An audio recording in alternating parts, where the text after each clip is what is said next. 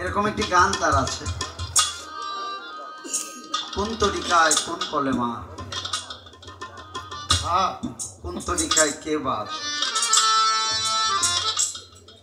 এখন এই যে 4 তরিকায় 4 কাবা, কোন তরিকায় কি কলেমা। ভালো, আলাপটা খারাপ না, কারণ গানটা ভালো। এখন এটা তার গান, তিনি গাইলেন, বুঝতে চাইছেন। আপনাদের আগে বুঝতে হবে কাবা শব্দের অর্থ কি। কাবা শব্দের অর্থ হইল সুন্দর। কাবা শব্দের অর্থ সুন্দর, আর কেবলা হইল সামনে। তাহলে সুন্দরকে সামনে রেখে এরপরে সালাত কায়েম করা। কাবা অর্থ সুন্দর বস্তু, কেবলা অর্থ সামনে।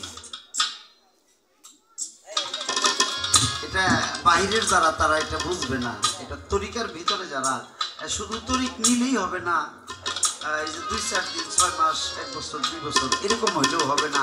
একেবারে মূল মন্ত্রে যারা যে পৌঁছাইছে তারা বুঝে যে এটা কি কয়। কাবা অর্থ কোন সুন্দর বস্তু, কেবলা অর্থ সামনে। তাহলে যারা ভক্ত হইছে তারা এই সুন্দর বস্তু সামনে নিয়েই তার সালাত আদায় করে।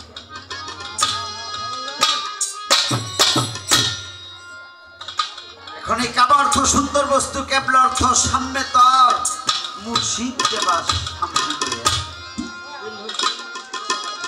মুর্শিদ কাবাটা সামনে নিয়ে দিল হুজুরি নামাজ পড়, নামাজ পড়। এই নামাজ তোমার হবে না কোনোদিনই যদি তোমার দিল মসজিদে আজান দিয়ে তোমার চেতন না করে। হ্যাঁ, আজান দেবে দিল মসজিদে, ওই আজানে তুমি চেতন হবে।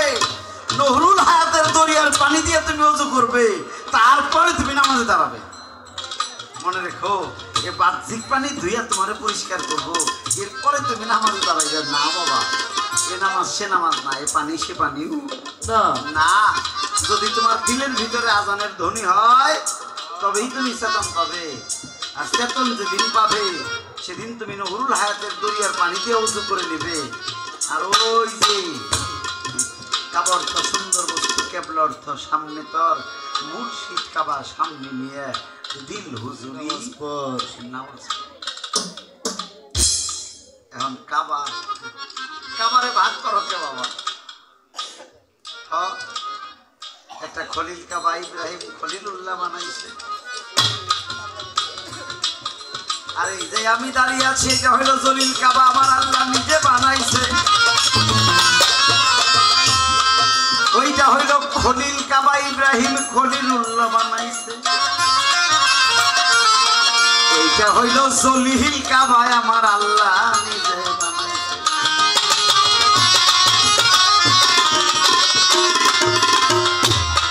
এটা জলিল কাবা, ওইটা খলিল কাবা। আরেকটা হইল কেবলা কাবা, আরেকটা হইল দিল কাবা। এই যে দিলে দিল কাবা, তুমি যে মুর্শিদের হাত ধরেছ ওটাই তোমার কেবলা কাবা। এটা জলিল কাবা, ওইটা খলিল কাবা, এই তো 4 কাবা। যার যেমন বুঝছে যে পর্যন্ত পৌঁছাইছে তার কাবা সেই দিকে রয়।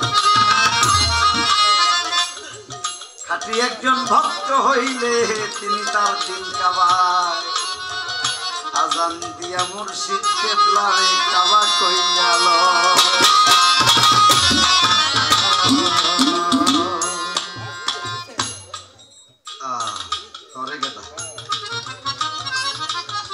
আজকে হাসাই কিছু নতুন কথা কইল।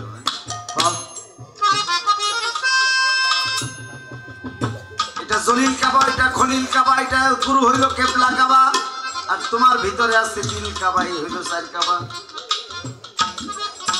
দেখে দেখে বলে কলেমা 4 কলেমা না, কলেমা 4 না। ধর একটা গান গাই, এরপরে আরো 2 কথা কম।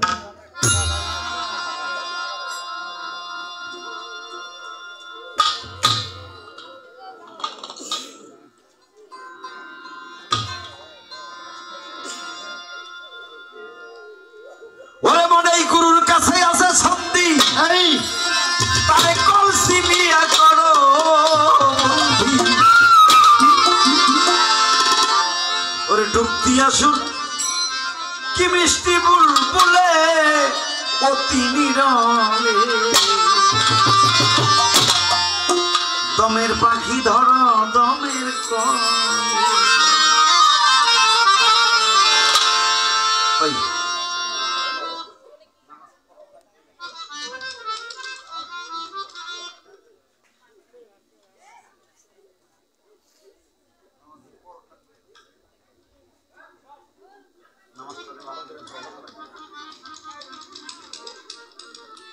আই গুরুর কাছে আছে সন্ধি কলসি নিয়ে তারে কর বন্দি ডুব দিয়া শুন কি মিষ্টি বুলবুলি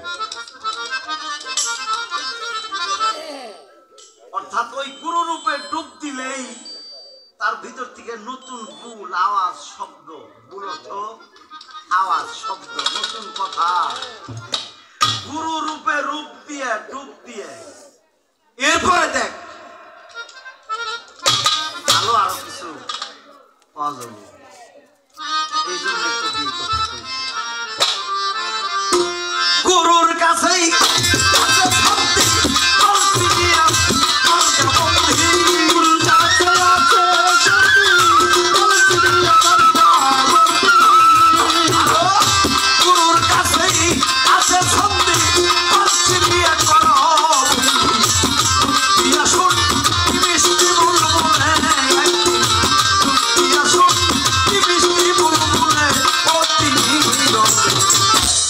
পাখি ধরো দমের কোলে আসে দমের পাখি ধরো দমের কোলে অতি নীরবে দমের পাখি ধরো দমের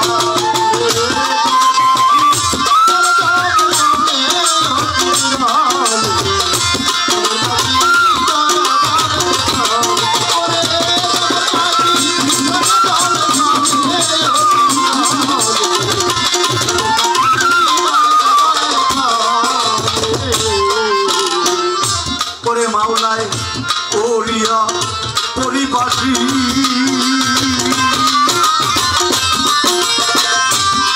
দেখ মাটি দিয়া বানাইছে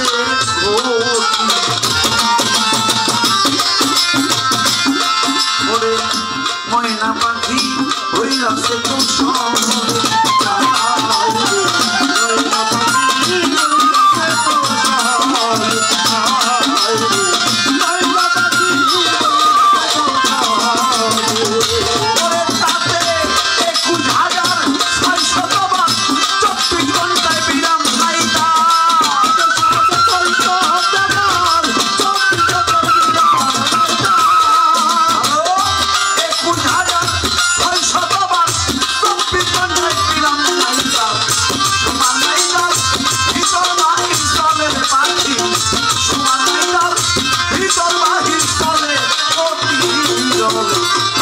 দমের পাখি ধরো দমের কোলে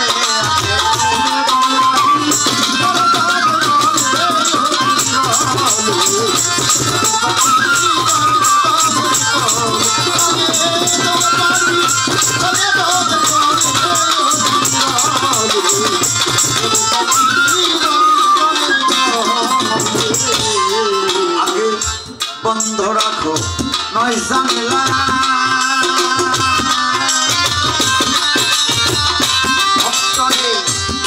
ঘরে দাও প্রেমের তালা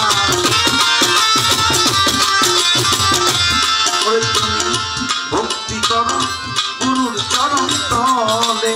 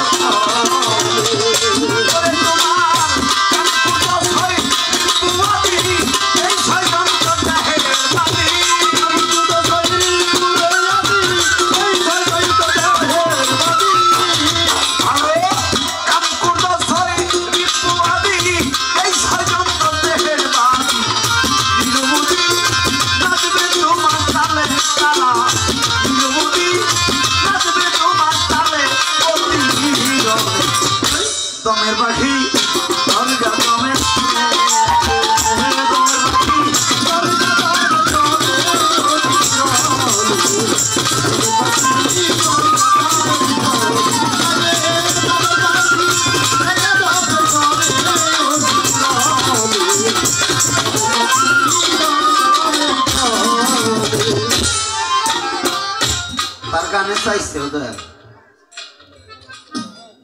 এই যে সাইড কাবা কথা বললাম সাইড কাবা তার গানে আসছে কলেমা তাহলে কি তরিকায় কলেমা ভাগ বাবা এভাবে বলা যাবে না কলেমা তো কলেমা লা ইলাহা ইল্লাল্লাহু মুহাম্মাদুর রাসূলুল্লাহ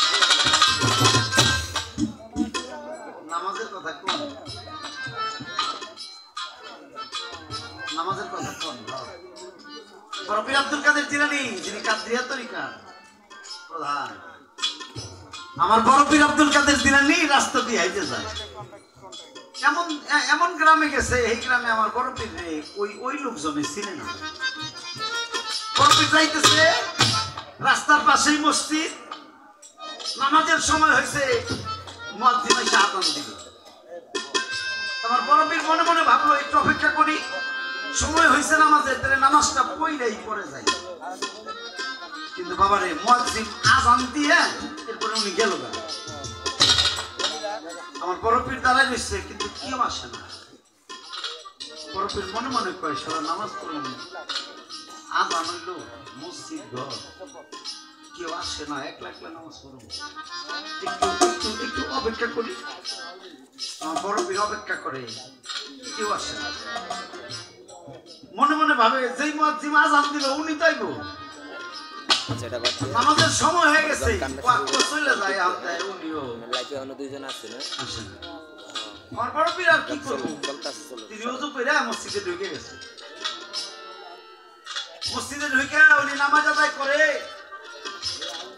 ওই মসজিদের পাশেই দোকান পারে ছেলেপেলেরা খেলাধুলা করে হঠাৎ করে এক ছেলে তাকিয়ে দেখে মসজিদের বারান্দায় 6টা কুকুরের বাচ্চা দেখা যায় এক ভাইয়ের এক বাইরে ডাক দিছে এই কাম করলো কেরা রে কই কি কই দেখ না মসজিদের বারান্দায় 6টা কুকুরের বাচ্চা কে জানো বান্ধে রাখছে একজন আরেকজনে কই করছে কি রে নামাজে কিন্তু আয় নাই কেউ কিন্তু মসজিদের বারান্দায় কুকুরের বাচ্চা বাঁধছে এটা দেখে সবাই রাগ হয়ে গেছে এই দোকানদার সুদ চাইতেছে আয় এই কাম কে করলো রে লোকজন পায় না মসজিদেও ঢুকে না ওই সামনে দরজার কাছে দাঁড়ায় দাঁড়িয়ে রাগারাগি করতেছে এই কাম কে করলো এই মসজিদের বারান্দার মধ্যে কুকুরের বাচ্চা বানলো এটা করলো কারা এক মুরব্বী কয় থাম লোকজন নাই মসজিদের ভিতরে একটা লোক দেখা যায় নামাজ পড়তেছে এই লোকটা জিজ্ঞেস করলে নামাজটা শেষ হলো নামাজটা শেষ আমার বড় পীর তো বুঝতে পারছে ইতিমধ্যে অনেক লোকজন একত্র হয়ে গেছে আমার বড় পীর মসজিদ থেকে বাইরে হবে বারান্দায় পা দেবে পা দেওয়ার আগে আমার বড় পীর জিজ্ঞেস করে দিনে নামাজের সময় কেউ আইলেন না এখন এত বলে লোক আইলেন রাগ হয়ে করতেছে আপনি কারা কয় না আমি পথিক আমার বাড়ি অনেক দূরে গো আমি দিতে চাইতেছিলাম তাই নামাজটা পড়লাম তা ভালো করছে নিজে বারান্দায় কুকুরের বাচ্চা বান্ধব কারা আমার বড় পীরের চোখের পানি টলমলো একটা কথাও কয় না লোকজন একত্র হয়েছে ডাইকা কয় এগুলা করলো কারা আমার বড় পীর কিচ্ছু কয় না আর লুকাইছে এই কাম করলো কারা আমার বড় পীর মসজিদের ভিতর হইতে বারান্দায় একটা পা দিছে দিয়া কয় কোন জায়গায় কুকুরের বাচ্চা সব লোকে কয় এনে তো 6টা ছিল এখন 3টে আমার বড় পীর আরেকটা পা মসজিদ থেকে বারান্দায় দিয়ে জিজ্ঞেস করে কোন জায়গায় কুকুরের বাচ্চা দেখলাম এখন ওই লোকজনের চাই একটাও নাই মুরব্বীরা জিজ্ঞেস করলো আপনি কেনা আমার বড় পীর কয় না আমি তেমন কেউ না আমি পথিক মানুষ গো বাড়িটা অনেক দূরে তো এই রাস্তা দিয়ে যাইতেছিলাম তাই নামাজে গেলাম এতগুলা লোক 6টা কুকুরের বাচ্চা দেখলো মসজিদের বারান্দায় পান্দা। আমার বড় পীর ঘর থেকে বাইরে কয় কই দেখলেন আপনারা? আমি তো দেখি না। এক মুরব্বী বুঝছে এই লোকটা নিশ্চয় কোনো কামের মানুষ হবে।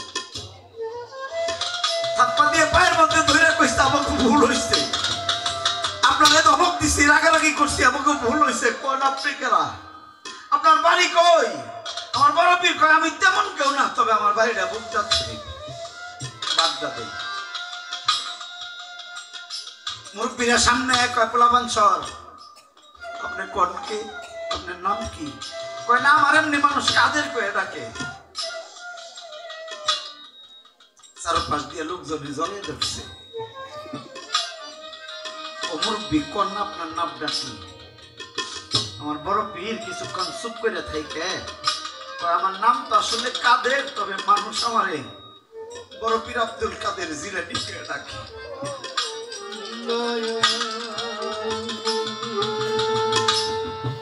সব লোক পায়ের মধ্যে পয়রা কইছিল দরদিরে, আপনার মতো একজন ওলি এই রাস্তায় যাইব আর নামাজ পড়ব ভাবি নেই। ও দরদি, আমরা তো দিব্য দেখলাম 6টা কুকুরের বাচ্চা বারান্দায়, এখন যে দেখি না। আমার বড় পীর কয় আমি মসজিদের ভিতরে ঢুকে একটু আল্লাহর সাথে দেখা করতে গেছিলাম, তো তাই ওই রিপুগুলারে বাইরে বাইন্দে দিয়ে গেছিলাম। আবার যখন বাইরেছি ওই রিপুগুলা আবার আমার ভিতরে ঢুকে গেছে।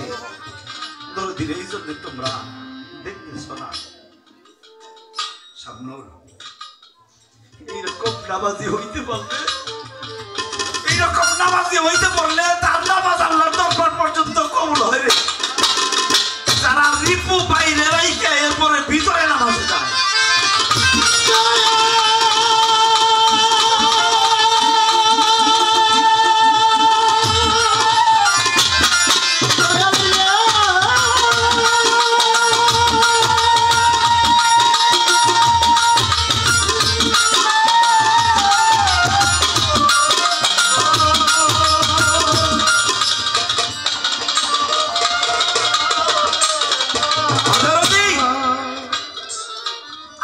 যারা কামেল, যারা মজ্জুম, যারা সালেকিন, যারা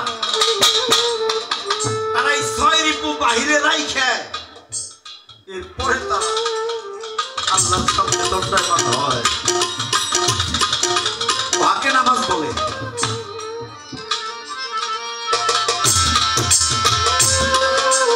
আমার খাজা বাবা যিনি চিশতিয়া তরিকা, ওসমান হারুনি দরবারে বসা।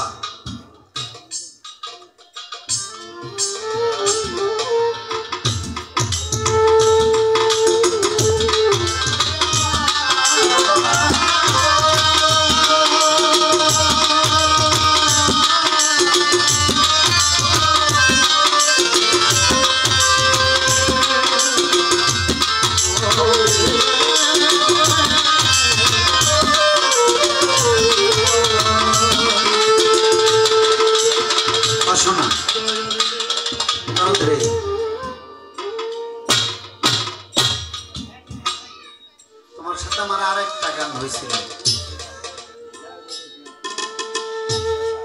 তুমিও আমার তেমন ভালো জানো না, চিনো না, আমিও তোমার তেমন ভালো চিনি না, জানি না।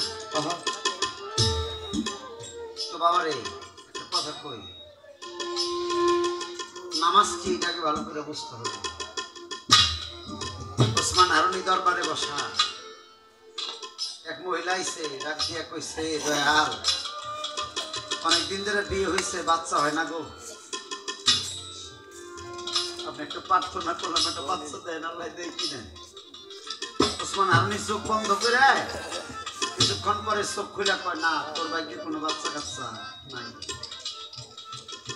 ওই মহিলা কানতে কানতে যায়, খাজা বাবার সামনে বসে ডাক দিয়ে কয় ও মা কি হয়েছে তো? মহিলা রাগ হয়ে কইতেছে ওসমান হারুনির কাছে কইলাম তাই কিছু হইল না, তোমার কাছে কই আর কি হইব? মনুদ্দিন ডাক দিয়ে কইছে কও না, কও। ওসমান হারুনের কাছে গেছিলাম, বললাম ভাইকে তো বাচ্চা কাচ্চা নাই, দেহ আল্লাহ কি কয়। ওসমান হারুনি কইল আল্লাহ না করছে আমার ভাইকে কোনো বাচ্চা কাচ্চা। মইনুদ্দিন, খাজা মইনুদ্দিন ডাক দিয়ে কয় মা তুমি একটু দাঁড়াও, আমি দেখতেছি। মায়ের দাঁড় করে মাটির মধ্যে ভক্তি দিয়ে পড়ে আল্লাহরে ডাক দিয়ে কয় ও মাওলা এই মহিলার ভাইকে বাচ্চা কাচ্চা নাই। আল্লাহ কয় না, লেখি নাই। খাজা মইনুদ্দিন ডাক দিয়ে কইছিল ভাইকে যদি না থাকে আমি বিয়ে করলে আমার কই তো আমার ভাগে দিকে একটা দেও। আল্লাহ দেরি করে নাই, ওই মহিলার ভাইকে বাচ্চা দিছে। মহিলা বাড়ি গেছে, স্বামীর সাথে সংসার করছে। 1 বছর পরে একটা ছেলে হইছে। 1 বছর পরে আবার ওসমান হারুনির বাড়ি তোরস রক্তবিন্দু নিয়ে বইছে। ওই মহিলা একটা কথা কইবে না, তুমি মিথ্যা কথা কও। ওসমান হারুনি কয় কি কও? তুমি কইছিলে না আল্লাহ কইছে আমার ভাইকে বাচ্চা নাই, এই যে দেহ আমার ছেলে হইছে। ওসমান হারুনি 2 চোখের জল ছেড়ে দিয়ে কয় আল্লাহ কইল কি আর করলো কি। দরবার থেকে উঠে বাইরে চলে যায়। খাজা মইনুদ্দিন পায়ে ধরে কইছাল বাবা তোর দোষ না, তুই ঠিকই কইছস ভুল আমার। ওসমান হারুনি কইছাল এ মইনুদ্দিন কি কস? কয় ও বাবা তুই ঠিকই কইছস, আল্লাহ ঠিকই কইছে। আমি মাওলারে ডাক দিয়ে ভক্তি দিয়ে একটা সন্তান আমার ভাগে থেকে দিছি। ওসমান হারুনি টান্দে উঠে কইছাল তুই তো বাবারে বিয়ে করার আগে এই সন্তানের বাবা হওয়া ধরলি, যা তুই শুধু মইনুদ্দিন চিস্তি না, আজ থেকে তুই খাজা বাবা, তুই বাবার বাবা, তুই সবারই বাবা, যা বাবা। এই জন্য তারে বাবা কয়।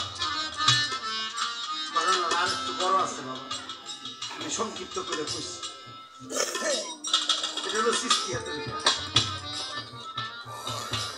এই যে কাটিয়া তরিকা তাকে কইলাম, এটা চিস্তিয়া তরিকা কইলাম।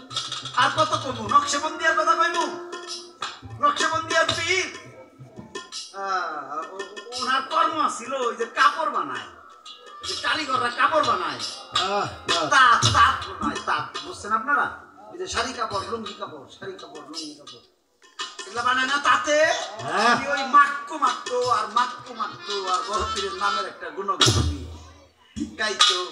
এটা মারতে মারতে কইতে হঠাৎ করে দেখে এই কাপড়ের মধ্যে অন্য কোনো ফুল টুল না উঠে কলেমা উঠে গেছে লা ইলাহা ইল্লাল্লাহ, লা ইলাহা ইল্লাল্লাহ, লা ইলাহা ইল্লাল্লাহ। কলেমার নকশা হইছে কাপড়ের ভিতরে। বাজাইস না, দৌড়ে কাপড় নিয়ে গেছে বড় পীরের বাড়ি। দয়াল কি হইল এটা? বড় পীর কয় হইছে তো। কি হইছে? কলেমার নকশা তোর হয়ে গেছে। এই যে নকশবন্দিয়ার পীর, এটাই তার নামাজ। কলেমা তারে ধরা দিছে। 4 তরিকার নামাজের কথা কও না, আমার মনে হয় না আমার 30 বছরের গানের জীবনে আমার এই কথা কেউ কইছে কোনদিন। এই আলাপ আমি মনে হয় না 20 বছরে কোনদিন এই আলাপটা করছি। এই আলাপগুলো এটা কেউ জিগায়ও নাই, কোনদিন কইও নাই। ভাল লাগছে, ভাল লাগছে। আর একটু ভাল লাগছে ভিতর থেকে আইতে তো বাবা আছে, সব তরিকারই আছে। তবে বাবা একটা কথা কই, এত ভাগ আপনারা খুঁজেন না। আপনারা কি করবেন? আপনাকে একটা সোজা পথ দিয়ে যাই, খালি কইবেন হাই রে হাই, তাহলে মুরিদ পড়লে তরিকা ধরলে এত কাম, আলাদা আলাদা কাম না। আপনি কই যাইবেন? ঢাকা। আপনি কোথায় যাবেন? ঢাকা। ঢাকা আপনি উঠবেন ফুলবাড়ি থেকে, ঢাকা যাইবেন। আরেকজন মাওনা থেকে উঠবো, ঢাকা যাইব। আমি টাঙ্গাইল থেকে আইব, আমিও ঢাকা যাইব। সে নবাবগঞ্জ থেকে আইব, হ্যাঁ ঢাকা যাইব। দোহার থেকে আইব, ঢাকা যাইব। বরিশাল থেকে আইব। আমাকে প্রত্যেকের একটাই কেন্দ্রস্থল, সেটা হলো ঢাকা যাইতে হবে। যে যে রাস্তা দিয়ে গেলে তাড়াতাড়ি কইরে ভালোভাবে যাওয়া যায়।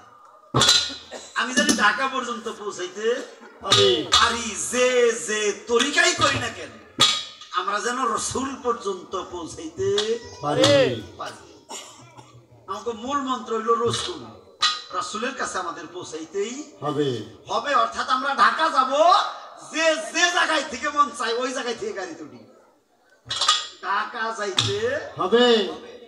এটা হলো কেন্দ্রস্থল তরিকার মূল মন্ত্র হইল ওই জায়গা তাহলে আমরা কাদরিয়া চিশতিয়া নকশবন্দিয়া এই সাইডটা তো খালি আমরা মুখস্থ করছি আর আছে এই সাইডটা তো আমরা মুখস্থ করছি আর এই সাইডটা কিন্তু তরিকা না তরিকা অনেক ধরে নেন আপাতত 24টা তরিকা আর যখন তরিকার কাজ শুরু হয়েছিল তখন 124টা হয়েছিল এখন কমতে কমতে প্রায় 24-25টার মধ্যে আসছে এই তরিকা একদিন বিলীন হয়ে যাবে একটাও থাকবো না কোন দিন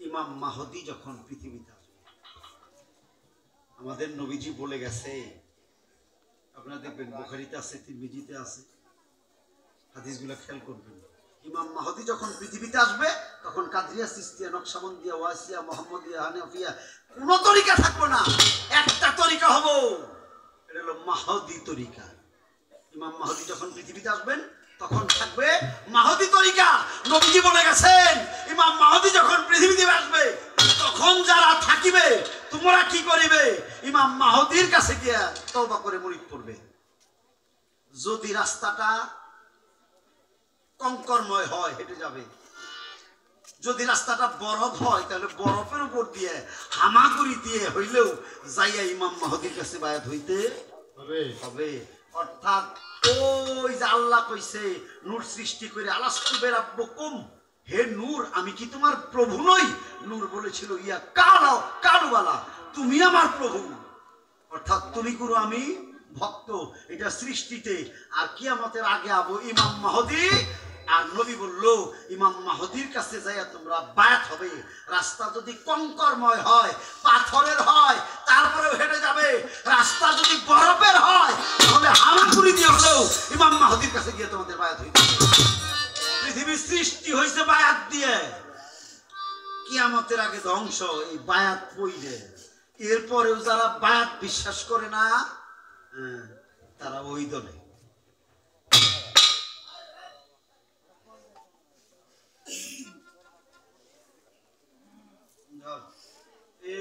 দেখ কত কিছু কইছে এর কারণে আরো কিছু কইছে সেফাত থেকে যদি আমি যাতে যাই চিন্তা কর এখন আমার নাকি 20,000 চাইতেছে বাজে কয়টা রে দুইটা বাজে না গড়ি হইলো 3:30 বাজে আনলো না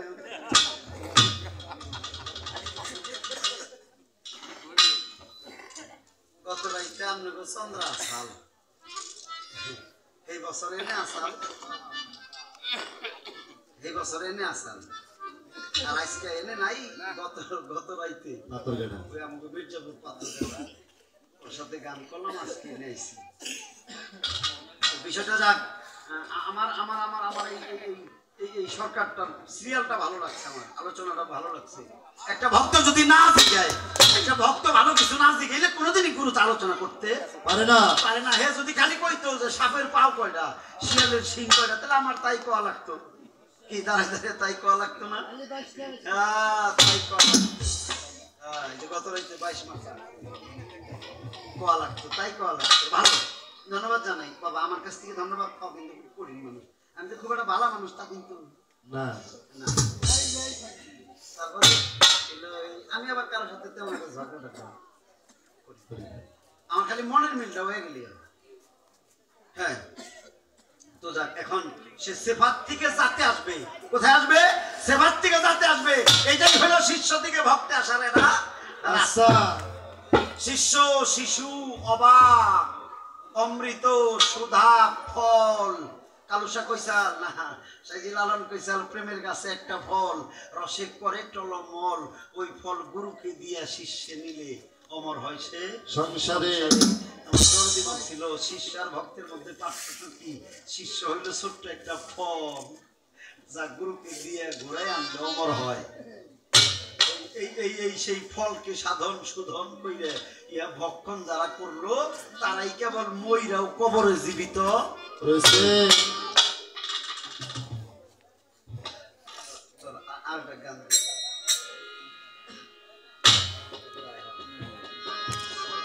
হ্যালো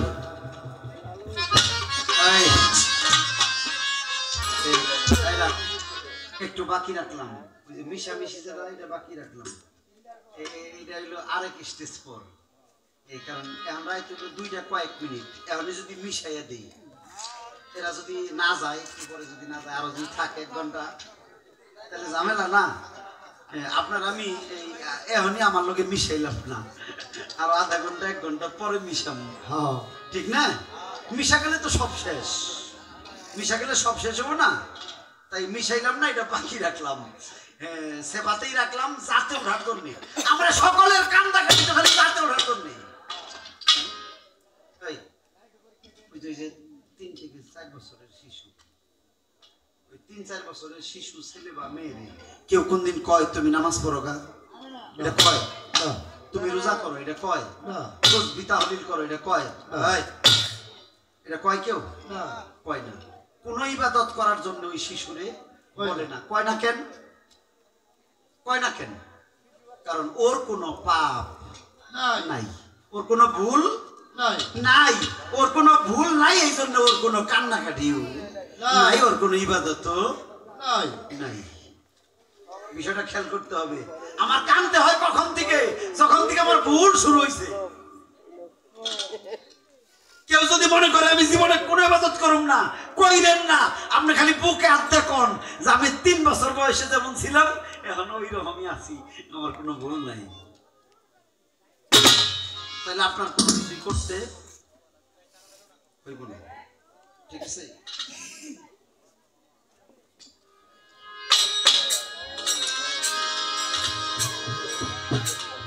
ওগো সর্বসাধন সিদ্ধ হয় তার মানুষ গুরু,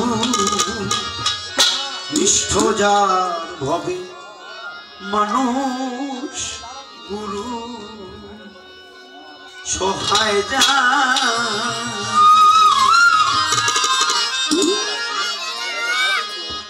সর্বসাধন সিদ্ধ হয় তার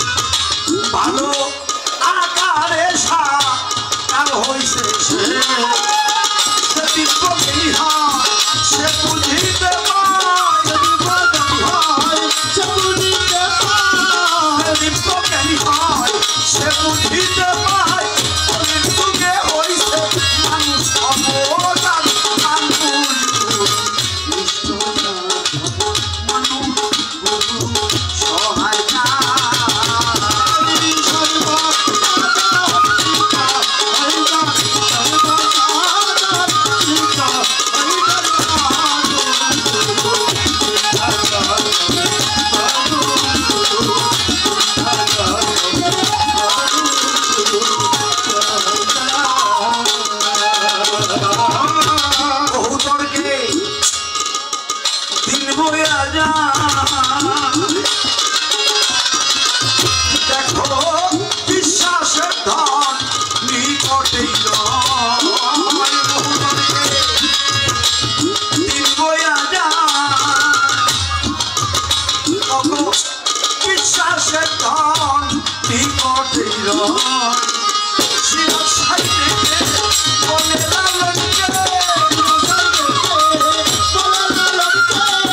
শিরা সাইতে বলে লালনকে তোর কিন্তু খুলি রে আর মানুষ সহায় যা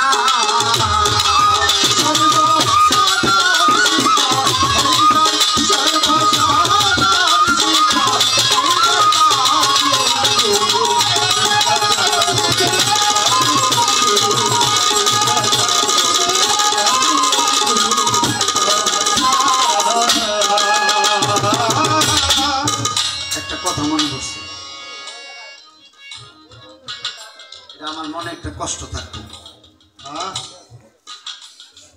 আমি আবার তারে কবে পাবো এটা জানি না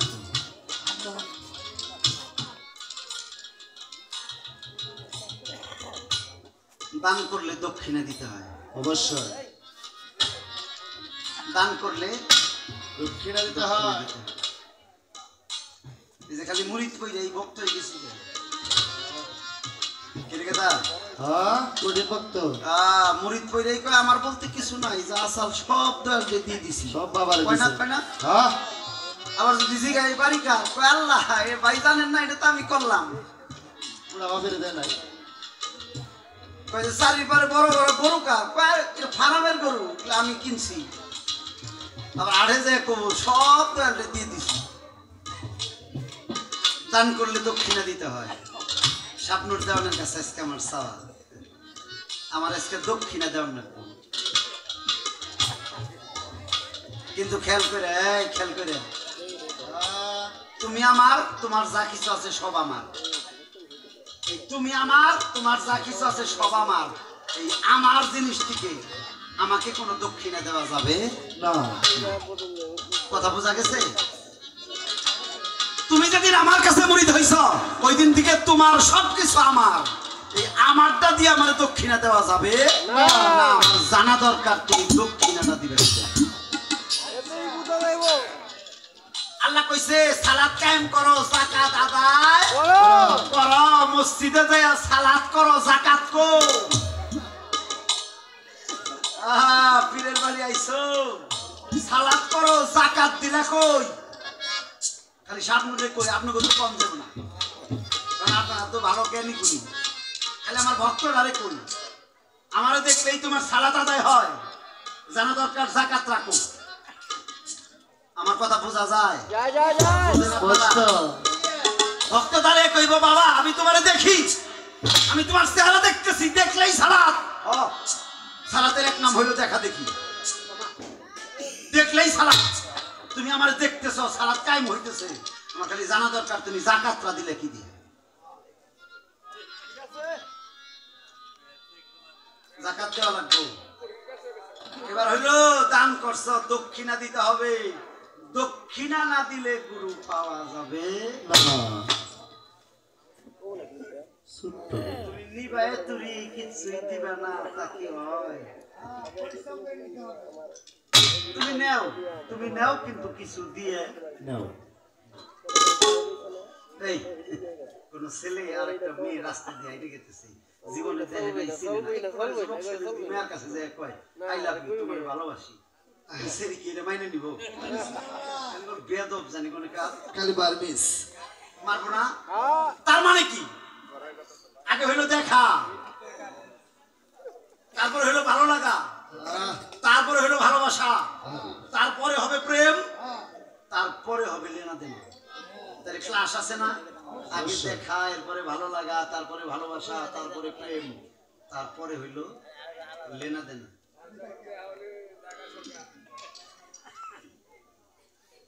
আজ থেকে 27 বছর আগে কলেজে ক্লাস করতেছি আমাকে বাংলা স্যার হেল্প কইছে আজ থেকে 27 বছর আগে আমি কলেজে বাংলা ক্লাস করতেছি আমাকে জয়েন্ট প্রফেসর কইছে দাঁড়াও দাঁড়াইছি স্যার বলছিল তুমি যাকে ভালোবাসো তাকে বিবাহ করিও না তোমাকে যে ভালোবাসে তুমি তাকে বিয়ে করিও 27 বছর আগে কলেজে পড়ি সাদা সাদা প্যান্ট ওই কথাটা অত মাথায় ধরে নাই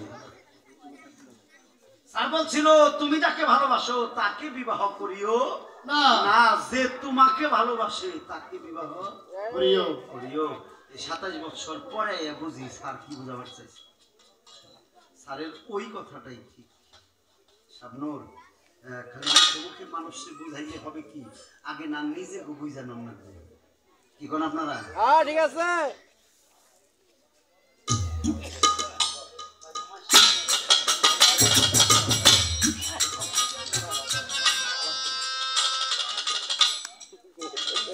আমার বয়সটা কিন্তু বেশি না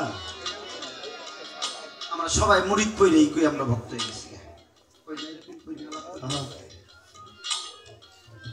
এই যে সে এমন একজন ভক্ত আর এমন একজন গুরু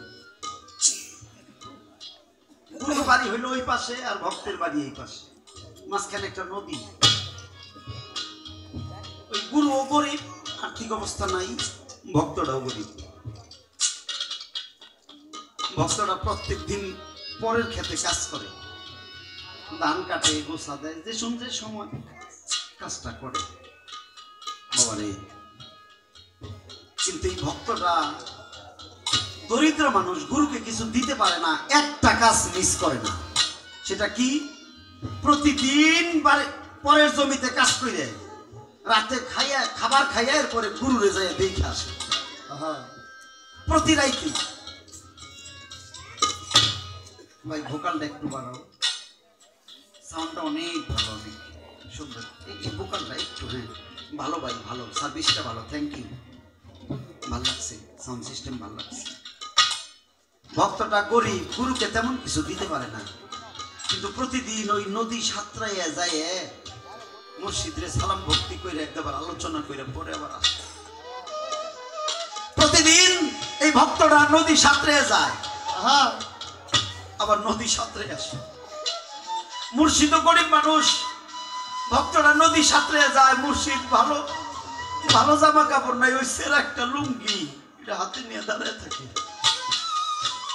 ঘরের স্ত্রী জিজ্ঞেস করে এরকম করে থাকো কেন ঘরের স্ত্রী এটাকে কয় ওই যে আমার পাগল ছেলেটা নদী সাঁতরে আসে ভেজা কাপড় তাই এটা নিয়ে দাঁড়ায় থাকি এটা পইরা ও বৈশা বৈশা একটু আলোচনা করুন আরে এরকম চলতে আছে শীতের দিন যায় আইসে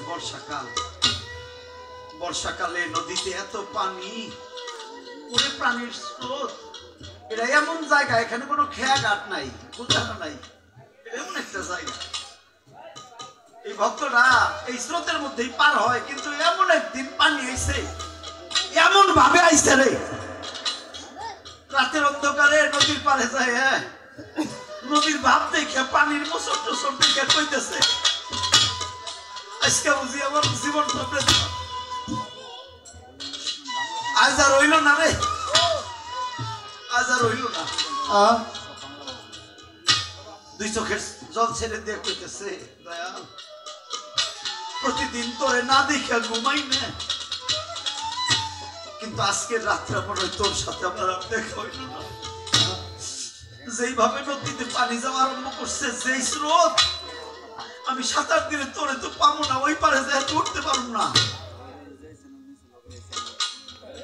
মনে মনে ভাবে বাড়ি ফিরে যায় আবার কয় না বছরের কোনো দিন কামাই দিই নাই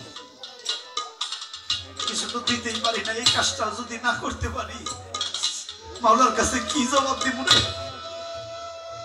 এই কথা কইতে কইতে ওই ভক্তরা নদীর পার দিয়ে উজানে গেছে ওর মনে বুদ্ধি হইলো উজান থেকে ঝাঁপ দিব উজান থেকে ঝাঁপ দিয়ে সাঁতরে যে পর্যন্ত যেভাবে যায় অন্তত দয়ালের পানি পর্যন্ত জানি পৌঁছে উজানে যায় দেখে পরিস্থিতি আরো খারাপ কেন্দ্রে দিয়ে কইছে হ্যালো দয়াল এই যে আমি যে নদীর পারে বিপদে নদী পার হইতে পারতেছি না তুই কি দেহস না তুই কি দেখোস না আমি কি হালে আছি? এই কথা বলার একটু পরেই তাকে দেখে উজান থেকে একটা কলা গাছ ভাইসে আইতেছে। ওর দেরি করে নাই, জাপ দিয়ে যে কলা গাছ ধরছে, বুকের মধ্যে জড়ায় ধরছে, আর কিছু বুঝে নাই। হঠাৎ করে ধাক্কা খাইছে যে কলা গাছ কর দোয়াল বাড়ির সামনে উনি ঠেকছে। ও টপ করে কলা গাছ ছেড়ে দিয়ে টানে উঠে এরপরে বাড়ি গেছে। গভীর রাত, দোয়ালের দরজা ঘোষানো, ডাক দিছে বাবা, ও বাবা তোমার দরজা ঘোষানো কেন এত রাত? দয়াল কয় আয় ঘরে আয়। ঘরে গেছে, দয়ালের জামা কাপড় ভেজা। ও জিজ্ঞেস করে, ও বাবা এত রাইতে তুমি তো ঘরে, তোমার জামা কাপড় ভেজা কেন? দয়াল কথা কয় না, আবারও কয় তোমার কাপড় চোপড় ভিজা কেন তুমি কও না? দয়াল খালি ওর দিকে ঘুরে কইছিল, আজকে তোর কাপড় চোপড় ভিজে নাই তো, তাই আমার কাপড় চোপড় ভিজে গেছে। ওই সময় ভক্ত নিজের দিকে তাকায় দেখে ওর কাপড় চোপড় কোনো কিছুই ভেজা নাই, ও নদী পার হয়েছে। ও বুঝতে ঘটনাটা কি হয়েছে, থাপ্পা দিয়ে পায়ের মধ্যে দইরা কয় বাবা ক না কি হয়েছে? দয়াল ভক্তের মাথায় হাত দিয়ে কয়, তুই না কইলি, তুই না নদীর পারে দাঁড়িয়ে কইলি যে আমি কি হালে আছি, কি বিপদে আছি, তুই কি দেখোস না? আজকে রাইতে তোরে না দেখি আমার ঘুমাইতে হবে। আরে তোর ডাকে থাকতে পারলাম না, তাই তো গেলাম। ওখান থেকে মৃত লাশ হয়ে ভাসতে আরম্ভ করলাম। হঠাৎ করে মনে পড়লো যদি মরা মানুষ দেখে ডরাস, তাই কলা গাছের রূপ ধরলাম। আর তুই আমার জড়াইয়া ধরলি, তুই আমার বুকের মধ্যে জড়াইয়া ধরলি, আমি তোরে বুকের উপরে উঠাইয়া, আমি তোরে বুকের উপরে উঠাইয়া নদীটা পার করে নিয়ে আসলাম। আরে ও তুই ওরে দেখি না তোর দুখানে রে, আরে ও তুই তোরে দেখি না তোর দুখানে রে, তোরে দেখবি দয়াল চাঁদে তোর সামনে খাড়া দেখবি, সামনে রে মারা।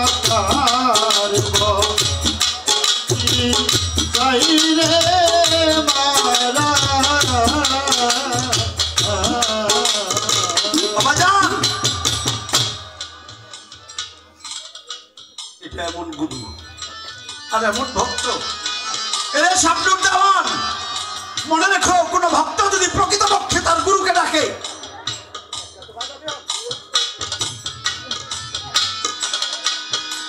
যদি কোন ভক্ত তার গুরুকে মন থেকে প্রাণ থেকে ভালোবেসে ডাকে, গুরু কোনোদিনই দূরে থাকতে পারে না রে। গুরু পারে না দূরে থাকতে। তুই চোখের জল ছেড়ে দিয়ে বলেছিল, বাবা তুই যখন ডাকলি আমি আর ঘরে থাকতে পারি নাই রে,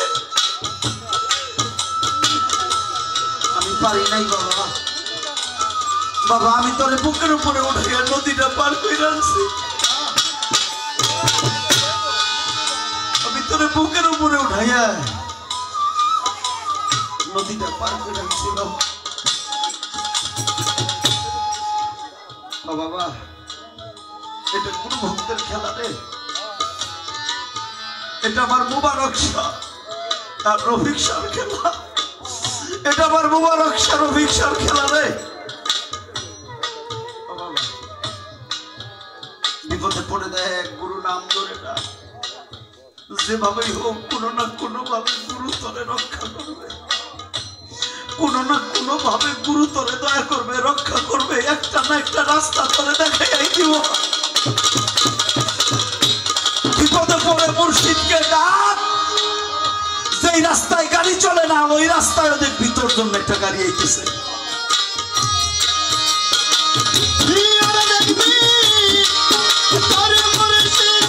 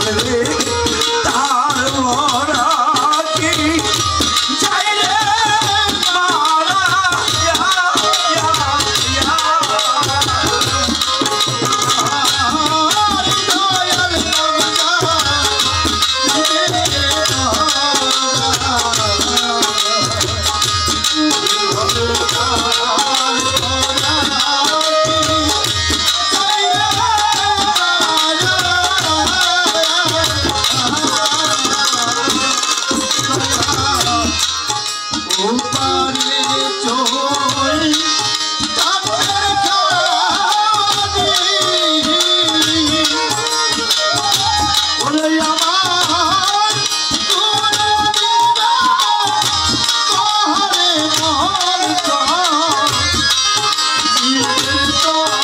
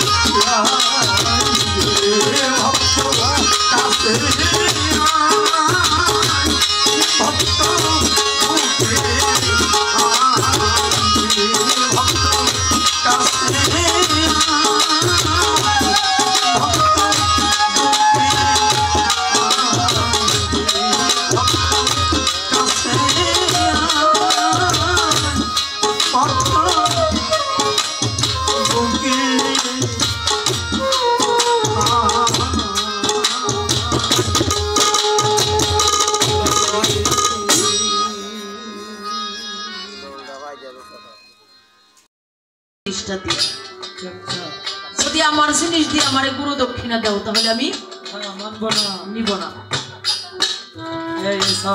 তোমরা সালাত আদায় করো, সাথে জাকাত দাও। কোরআনের মধ্যে আল্লাহ পাক বলেছেন তোমরা সালাত ঠিকই আদায় করো কিন্তু জাকাতটা তো দাও না। জাকাতটা দেওয়ার কায়দা কৌশলটা কি? জাকাত দিবা আজকে গুরুকে। এত বড় কঠিন কথা। গুরু দক্ষিণা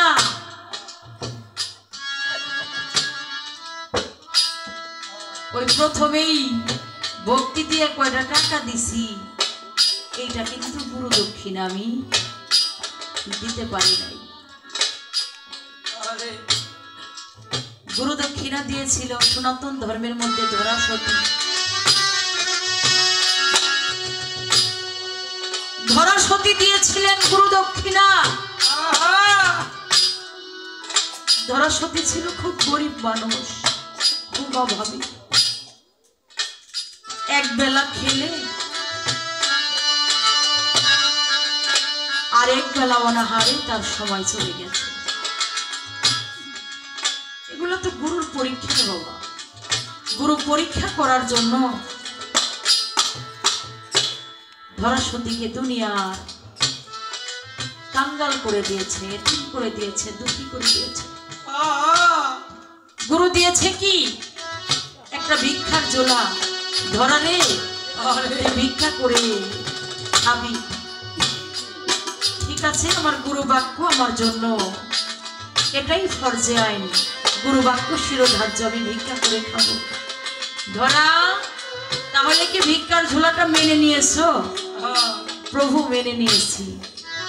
বলে আরো কথা আছে, তুমি যে ভিক্ষা করবে মানুষের দুয়ারে গিয়ে ভিক্ষা তুমি চাইতে পারবা না। যদি কোনো মানুষ তোমাকে দেখা ভিক্ষা দেয়, যেই বাড়ি থেকে দিব সেই বাড়ি থেকে নিবা, কিন্তু তুমি মুখ দিয়ে কারো কাছে চাইতে পারবা। ঘটনা অনেক বড়, আপনারা অনেকেই জানেন এই ঘটনাটা।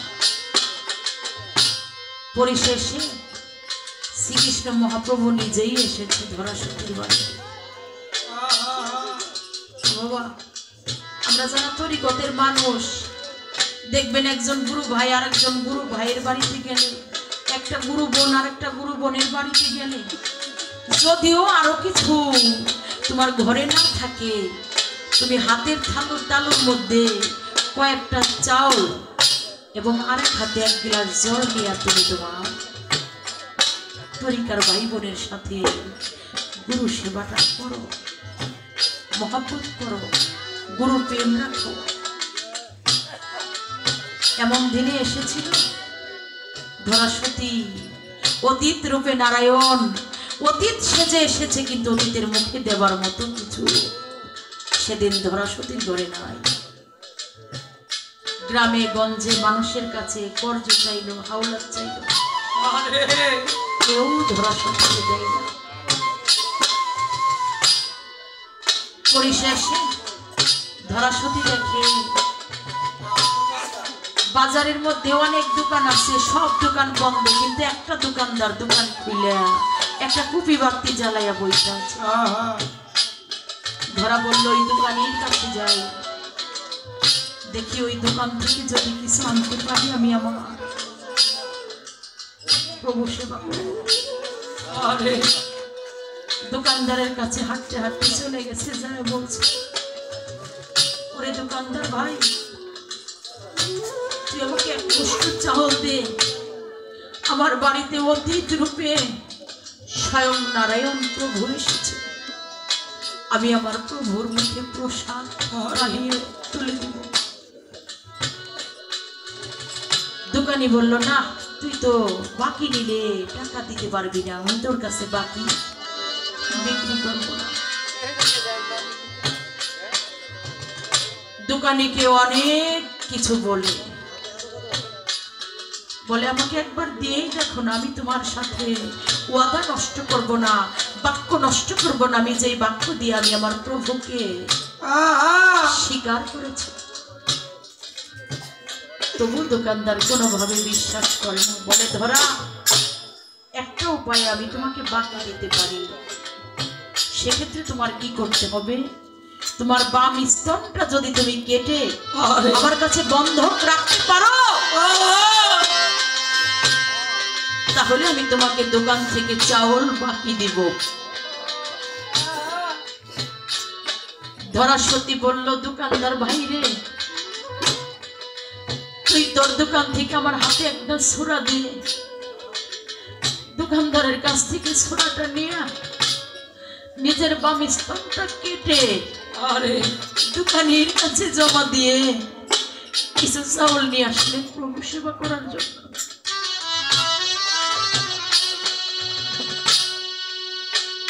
এই ধরা সতী বুকটার মধ্যে কাপড় দিয়ে বেঁধে চাউলাইনা যখন প্রসাদ পাক করছে, প্রভুর সামনে যখন দিবে, ওই ধরার বুক থেকে এক ফোঁটা রক্ত প্রসাদের মধ্যে পড়ে যায়। প্রভু বলে, ও ধরা রে, তুই তো অপবিত্র, তোর দেহটা তো অপবিত্র হয়ে আছে, তুই তো পাক নয়, তুই প্রসাদ পাক করছ। ধরা তোর এই প্রসাদ গুরু সেবা, গুরু পূজা, গুরু ভোগ হবে না। ধরা একটা চিৎকার দিয়া প্রভুর পায়ের মধ্যে জড়াইয়া ধইরা কই, প্রভু তুমি তো সবকিছুই জানো, আমি কি পবিত্র না অপবিত্র, প্রভু তুমি সবকিছু। বলে, তাহলে প্রসাদের মধ্যে রক্ত কেন? অবশ্যই এটা তো ঋতুবতী হয়েছে। ধরা বলে, না, আমি আমার গুরুকে সেবা দেওয়ার জন্য, দক্ষিণা দেওয়ার জন্য স্তন কেটে দোকানির কাছে রেখে আসছি। বলে, তুমি কি সেই দোকানিকে চিনো? বলে, প্রভু চিনি। বলে, তাহলে সেই দোকানিটা কেমন বলো তো? ধরা তাকিয়ে দেখে ওই শ্রীকৃষ্ণ, সেই মহাপ্রভু, সেই গুরুটাই দোকানদার সেজে স্তনটা বন্ধক রেখে দিয়েছে।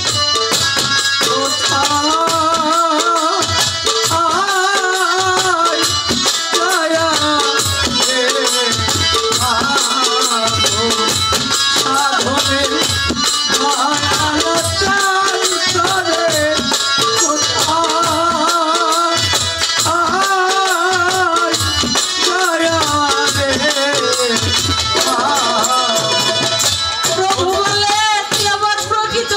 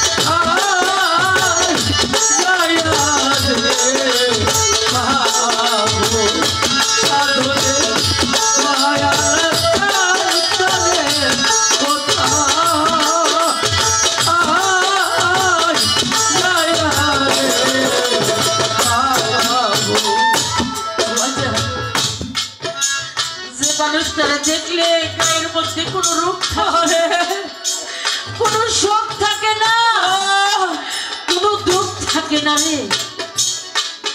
এমন একজন মুবারক শাহ মানুষ যদি সামনে পাওয়া যায়, এমন একজন রফিক শাহরে যদি কাছে পাওয়া যায়, এমন একজন জাফর বাগলারে যদি কাছে পাওয়া যায়, কাশেম ভাই তোমার জীবন জীবনে সব কিছু সই পাঠিয়া পড়িয়া থাকার কাছে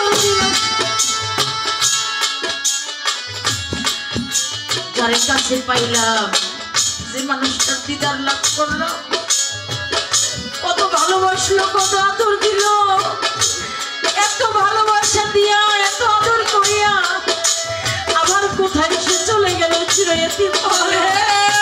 ওই মানুষগুলোর এইটা খুঁজি রে, যে মানুষটা একটা ভক্তর পাপের ভাগ নিয়া ভক্তরে পরিশুদ্ধ করে দেয়, ওই পরিশুদ্ধ মানুষটাই জাকাত আদায়কার হয়ে যায়। যে গুরুর কাছে যাই আমার মতো হতভাগাই রইল, পরিশুদ্ধ হইতে পারলো না, তার কখনো গুরু নামে জাকাত দেওয়া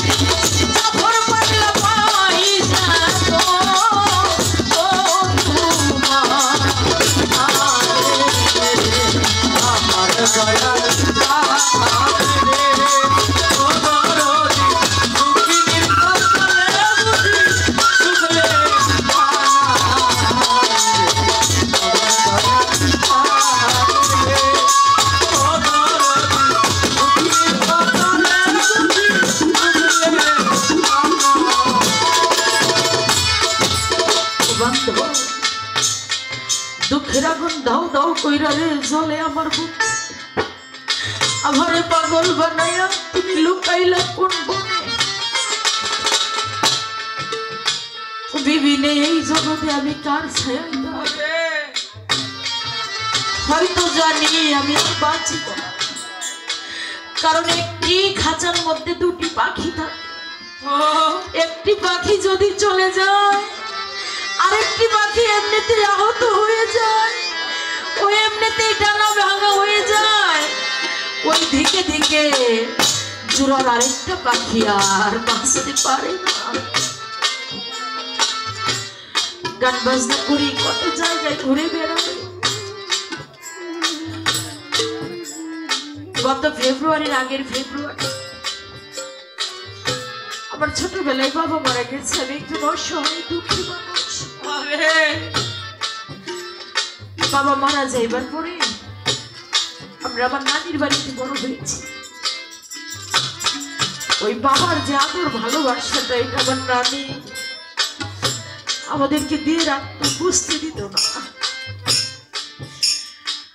আমার গান হয়েছে 2 দিন বরিশাল বরগুনা যেদিন আমি বাড়ি থেকে গানে যাই আমার পাটা চলে না আমার মনে হয় কি আমি রাস্তায় বের হই সামনে যাই কিন্তু আমাকে শুধু পিছনে কে যেন ডাকে কে যেন আমাকে টানে আমার রাস্তা ঘোরায় না জয়পাড়া পর্যন্ত আসছি আমাদের বাড়ি থেকে হঠাৎ করে বাসা থেকে একটা টেলিফোন আসলো শাবনূর তুমি তো গানে যাইতেছো তোমার নানু খুব অসুস্থ হয়ে গেছে আমি বললাম এত দূরের রাস্তা আমার তো যাইতে হবে সময় নাই আমার বোন ফোন দিয়ে বললো বোন রে তুই একটু দাঁড়া একবার একটু দেখে যা নানু কেমন যেন করতেছে সাথে সাথে জয়পুরা হসপিটালে নিলাম একটা নজর দেখলাম আমার দিকে শুধু তাকায় রইল মুখ দিয়ে কিছু বলতে আমার দিকে তাকিয়ে শুধু 2 চোখের পানি দিয়ে বুকটা ভেসে গেল 2টা চোখ বন্ধ করলো আমার মনটা বললো কাশিম ভাই এই মানুষটার মনে হয় আমি আর দেখতে পারবো না অনেক লোক দিয়ে কমিটির লোক দেখে রিকোয়েস্ট করাইলাম যে আজকে আমি গানে যাবো না আমি অনেকটা শিল্পী দেই এরা মানে না বাবা মানলো না গানে আমার যাইতে হলো কমিটির বাড়িতে রাত 12টা বাজে আমি যে পৌঁছেছি 2টা স্টেজ করছি রাত 2টা বাজে স্টেজে সংবাদ চলে গেছে মালিকের ডাকে সারা দিয়ে যে মানুষটা আমার বাবার ভালোবাসা দিত যে মানুষটা আমার মায়ের ভালোবাসা দিত ওই মানুষটা মালিকের ডাকে সারা দিয়ে তারা মন দেশে চলে গেছে আমি আর কোনোদিন তার দেখতে পারবো না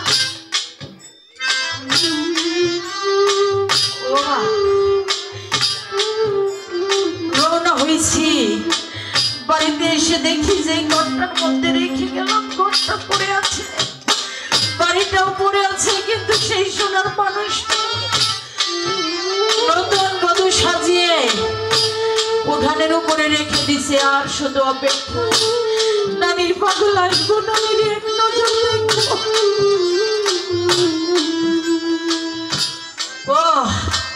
জীবনে আমার মতো যারা এরকম ভালোবাসার মানুষকে বিদায় না দিয়েছে রে তারা বুঝবে না ভালোবাসার বিদায় দেওয়ার কত যন্ত্রণা আমার রমেশ বাবারে বিদায় দেওয়ার কত যন্ত্রণা ওরে আমি দেখে গেলাম সোনার ছবি রে আবার যাইয়া দেখি না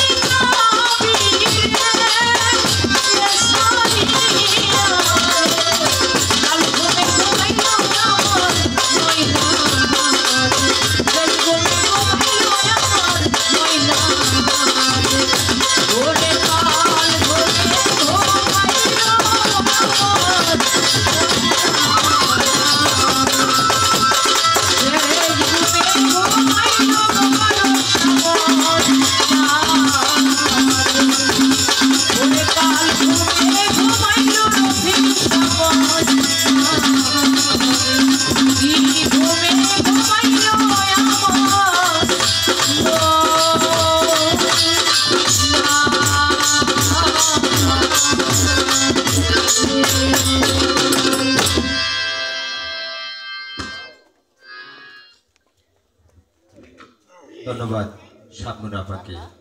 অত্যন্ত অত্যন্ত অনেক ভালো সুন্দর গান আমাদের মাঝে রাখলেন, আমাদের মন প্রাণ উজাড় করে তিনি কেড়ে নিয়ে গেলেন। আজকে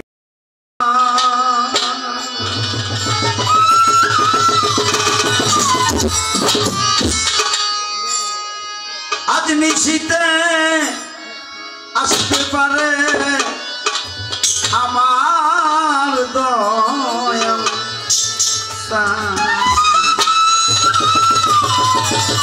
ডালাও সাইডে মাটি ডালাও।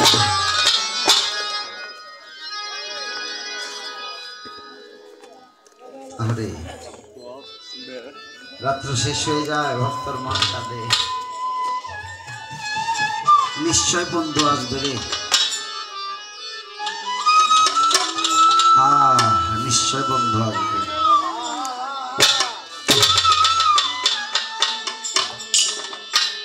রজনী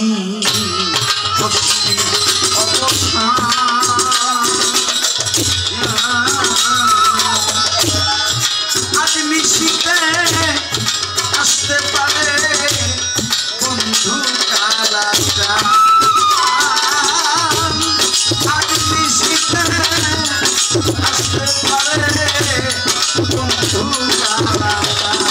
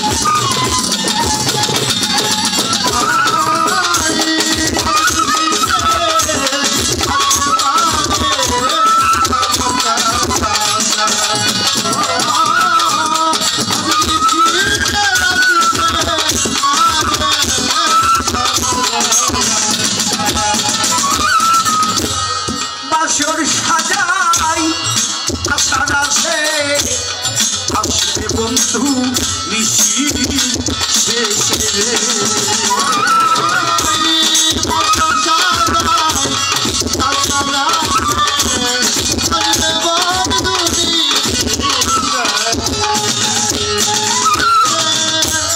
বাসর সাজাই আশার আছে আসবে বন্ধু নিশি শেষে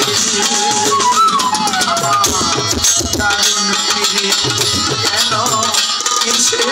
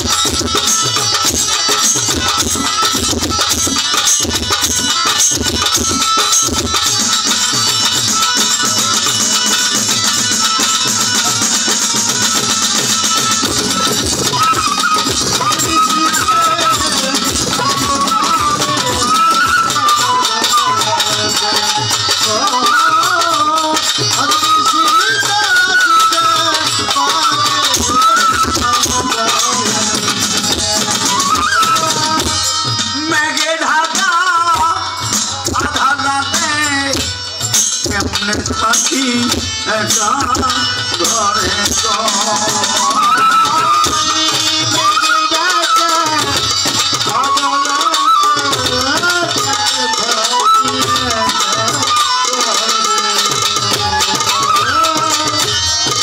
মেঘে ঢাকা আধার রাতে কেমনে থাকি একা ঘরে সামিয়াতাই কামতে কামতে হইল প্রাণে সামিয়াতাই কামতে কামতে হইল প্রাণে আজ নিশ্চিতে আসতে পারে আমার দয়া আজ নিশ্চিতে